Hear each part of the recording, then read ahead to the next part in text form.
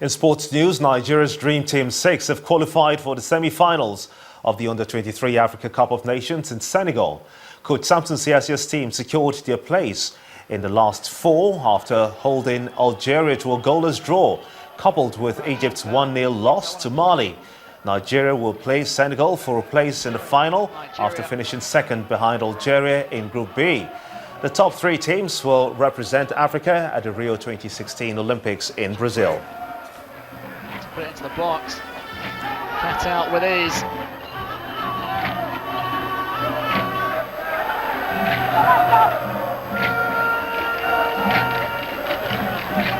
Team Tombim of Abuja have emerged champions of the National Tennis League Championship.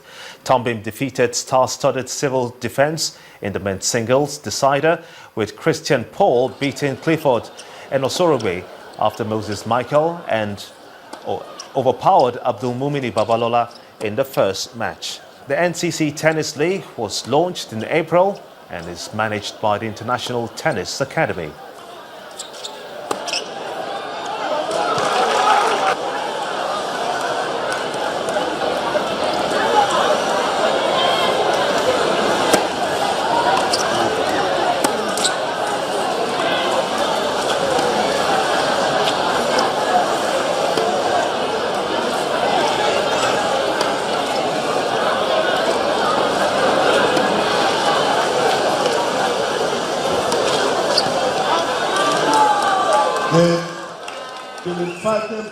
Nigeria is getting there. Right now, I can tell you like 8 to 9 players in Nigeria have a future point, have ITF point. So you can see it's an improvement for the players. If we can have a more tournament, we'll be so happy. This NCC League has really improved the standard of tennis in Nigeria, because since the beginning of June this year, everyone has been training to get to the final, to win this cup.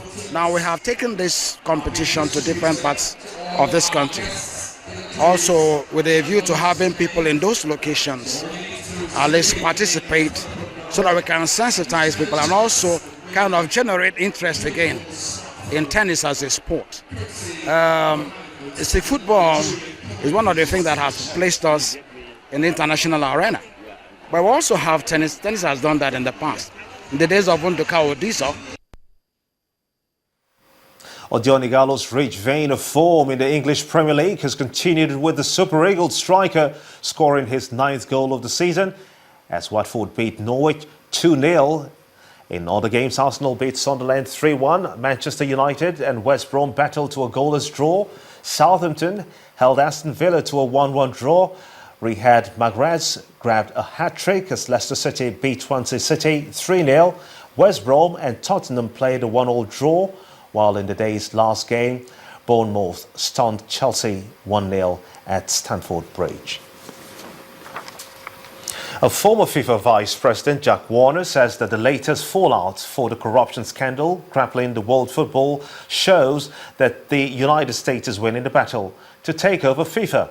Warner, who was also formerly the president of CONCACAF, the governing body for soccer in North, Central America and the Caribbean, has been indicted on new charges of corruption by the U.S. Department of Justice. The indictment said that Warner took bribes on the sale of TV rights and also diverted FIFA's CONCACAF and Caribbean Football Union's funds into accounts that he controlled and used for his personal benefit. 27 football officials are under investigation in the United States over allegations that they ran bribery schemes totaling as much as $200 million in the sale of television and marketing rights for soccer tournaments and matches. Since the U.S. is the football police of the world, I guess they have more to come. I don't know, but they have been happy where they are now, that the acting president of CONCACAF is the U.S. president of football.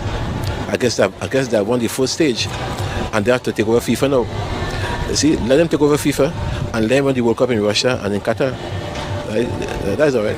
As foolish as the songs at this point in time. As foolish as the songs, as ridiculous as it is, I don't want to comment on that at this point in time. All right? Okay.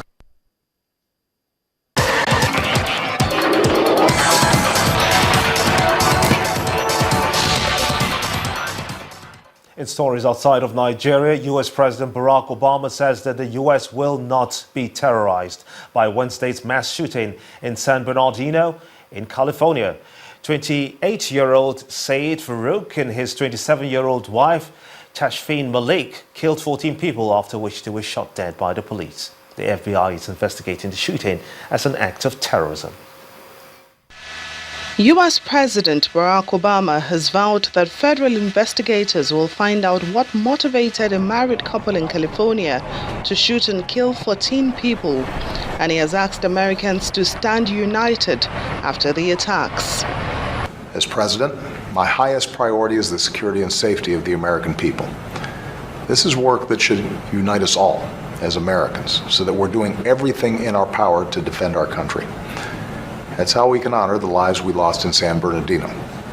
That's how we can send a message to all those who would try to hurt us. We are Americans.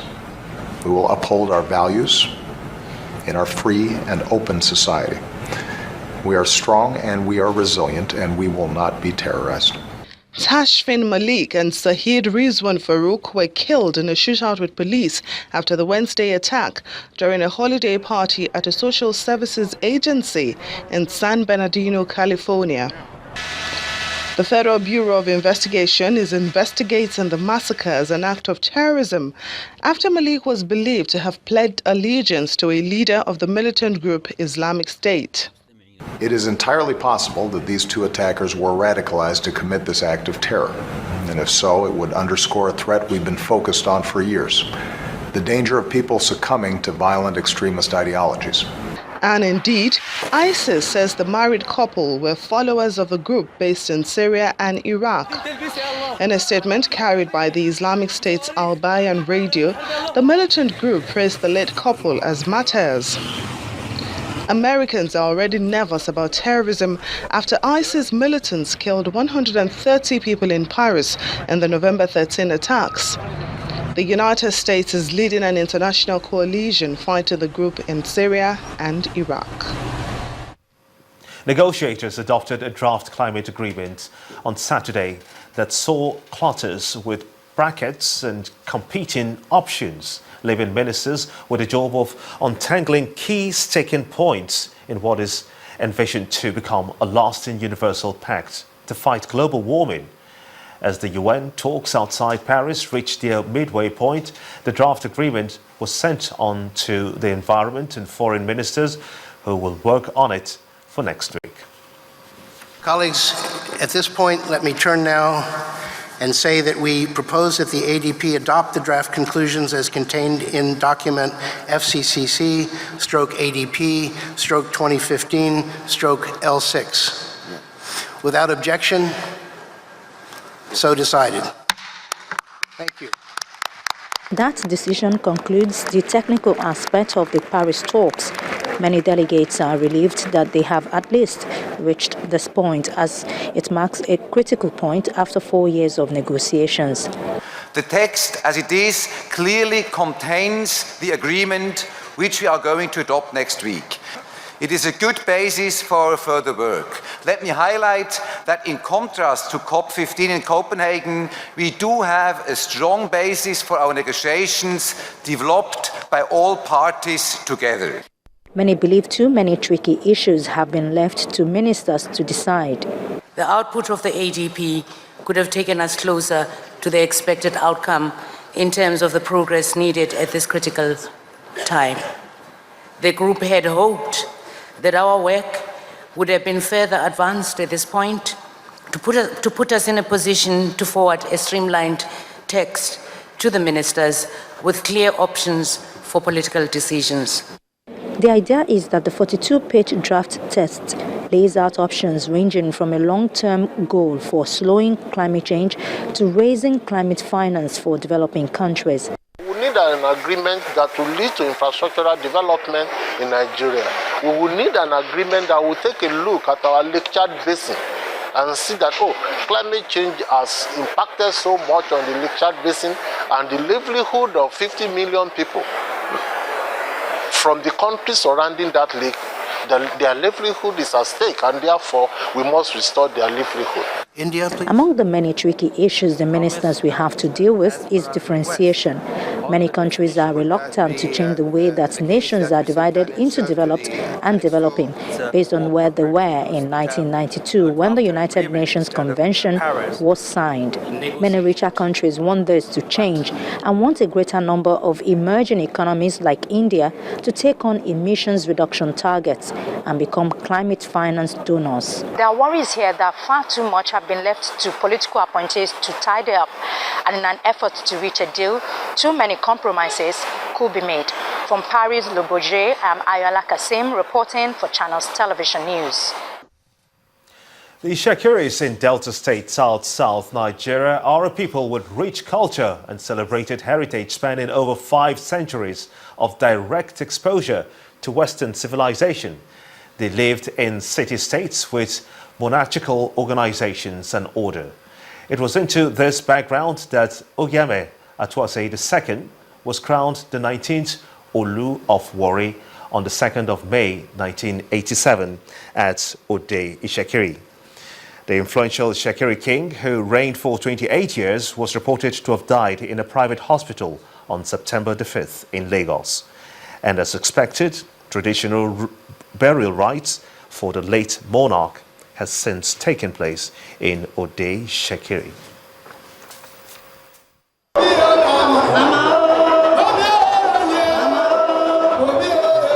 The people of Ode Ishakiri are gathered at the Ogiame Atuase II Hall to perform the final burial rites of their late king, Ogiame Atuase II, whom they describe as a man of distinct personality and courage.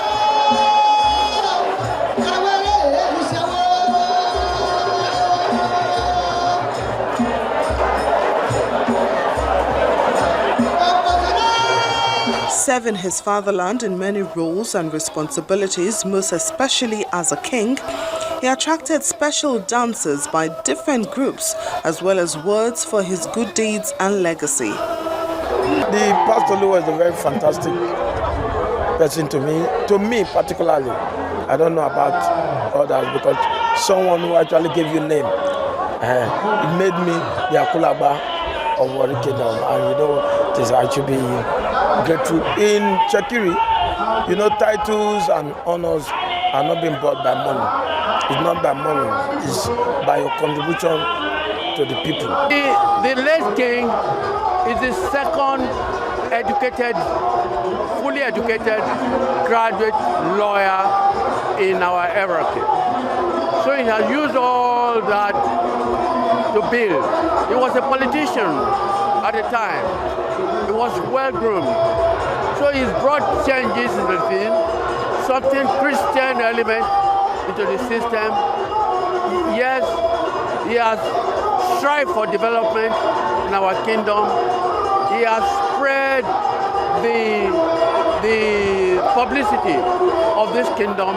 People were about. We belong to different societies, different organizations, traditional, otherwise.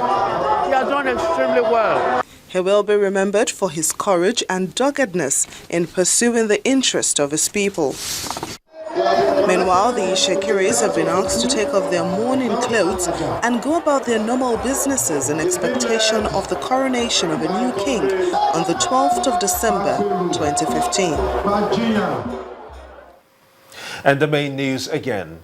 Key actors in the Bayelsa governorship race have one more day to wait as INEC reschedules elections in some parts of the state. Kogi supplementary polls holds as scheduled with impressive voter turnout, results anxiously awaited. And former President Goodluck Jonathan and his wife again experienced initial failure of the card reader. Dr. Jonathan advises INEC to perfect the procedure. And US President Barack Obama says that America will not be cowed by terrorists as ISIS claims responsibility for the shootings in California. And that's how it's been on the news at 10 tonight. I want to thank you so much indeed for being a part of it. On behalf of the entire production crew, have a splendid night rest. Good night.